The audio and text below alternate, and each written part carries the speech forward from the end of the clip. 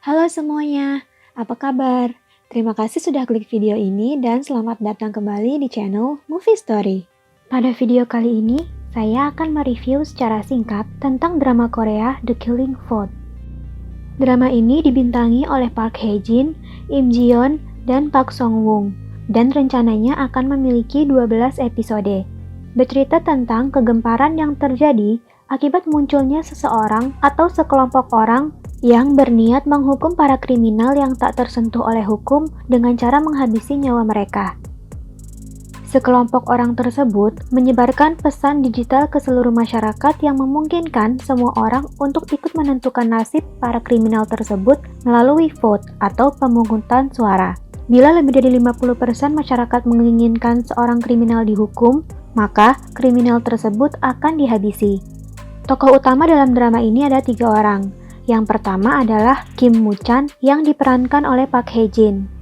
Kim Moo Chan adalah seorang anggota kepolisian, ketua tim divisi jatan ras di kantor kepolisian Nambu. Dijuluki sebagai penyapu karena tidak segan melakukan segala cara, baik dengan kekerasan maupun memalsukan bukti demi bisa terus menaikkan posisinya.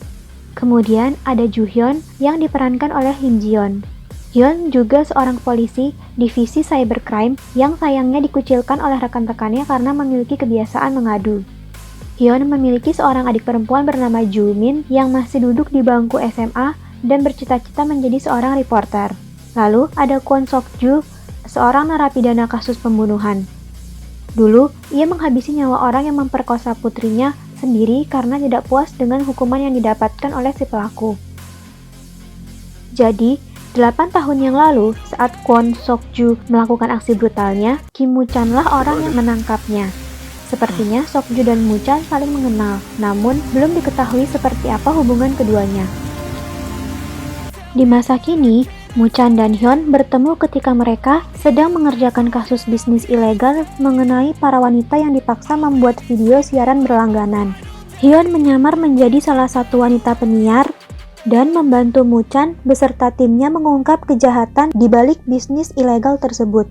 Suatu hari, ketika sedang memperbaiki laptop Min yang penuh virus, Hyun menemukan sebuah video yang menampilkan seorang pria bertopeng anjing yang mengancam akan menghukum semua iblis tak berdosa, alias para kriminal yang tidak dihukum dengan adil oleh hukum negara. Hyun terkejut dan langsung melaporkan temuannya itu kepada atasannya, namun tidak ditanggapi dengan serius. Di saat yang bersamaan, Moo Chan ditugaskan untuk mengawal seorang tersangka penyebaran video asusila anak bernama Bae Gi Chol yang telah dibebaskan lebih awal dari penjara. Keputusan pembebasan ini mengundang protes dari masyarakat karena Bae Gi Chol dianggap tidak mendapatkan hukuman yang setimpal. Bebasnya Bae Gi Chol tidak lepas dari campur tangan uang dan juga tim pengacaranya yang merupakan seorang mantan hakim agung. Pengacaranya menggunakan siasat untuk meringankan hukuman dan menjamin bahwa Bae Gi Chol telah menyesali perbuatannya dan tidak akan mengulangi kejahatannya. Padahal, baru beberapa jam saja setelah bebas, Bae Gi Chol sudah berencana untuk memulai kembali bisnis kotornya menyebarkan video asusila anak kepada pelanggan-pelanggannya. Mengetahui bahwa seorang kriminal seperti Bae Gi Chol tidak akan mudah berubah, Moo Chan mencoba untuk membujuk istri Gi Chol yang merupakan warga negara Rusia untuk bekerja sama. Di tempat lainnya, yang terlihat seperti sebuah akademi tempat Min mendapatkan pelajaran tambahan, si pengawas kelihatan berkomunikasi dengan seseorang melalui laptopnya. Tak lama setelah itu, semua orang di penjuru Korea Selatan tiba-tiba mendapatkan notifikasi serupa berupa ajakan untuk memberikan suara untuk mengeksekusi Bae Gi Chol. Tidak ada seorang pun yang menganggap pesan ini sebagai hal yang serius dan berbahaya kecuali Hyun. Namun, ketika persentase masyarakat yang menyetujui eksekusi tersebut sudah mencapai 84%, siapa sangka ancaman eksekusi tersebut benar-benar terjadi.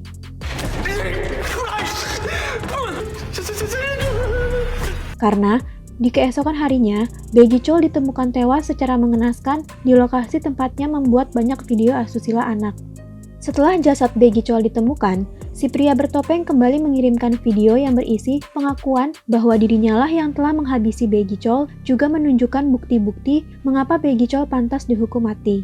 Ia juga menegaskan bahwa ini tidak akan menjadi yang terakhir kalinya, karena di tiap tanggal 15 dan 30 tiap bulannya, ia akan kembali membuat vote untuk menghukum seorang kriminal.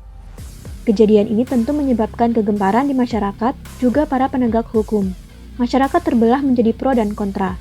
Beberapa merasa puas dengan hukuman mati yang tidak bisa diberikan oleh negara. Namun, beberapa menyalahkan polisi atas apa yang terjadi kepada Bae Chol karena ketidakmampuan memberikan hukuman yang pantas sehingga memberikan celah kepada pihak lain untuk menghukum dengan lebih kejam. Kekacauan ini membuat para petinggi kepolisian menugaskan Mu Chan untuk membentuk tim investigasi khusus yang bertugas menangkap dalang di balik The Killing Vote. Dan sebagai gantinya, Mu Chan meminta untuk ditempatkan di tim investigasi pusat jika berhasil menangkap dalang The Killing Vote. Maka, akhirnya dibentuklah tim investigasi khusus yang akan dipimpin oleh Mu Chan. Rekan Hyun di divisi cybercrime yang bernama Kim Jo-dan juga direkrut menjadi salah satu anggotanya. Tetapi begitu bergabung, Jo-dan sadar kalau anggota tim khusus ini ternyata adalah orang-orang buangan yang dianggap tidak layak di kantor polisi tempatnya bekerja.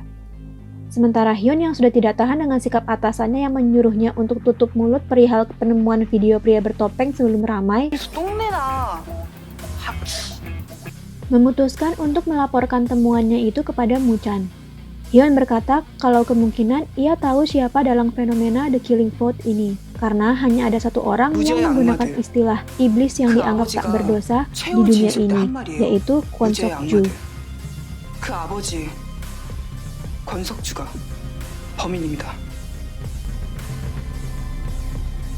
Untuk kelanjutan ceritanya, silakan tunggu alur pembahasan lengkapnya ya. Terima kasih sudah menonton dan sampai jumpa di video selanjutnya. Bye!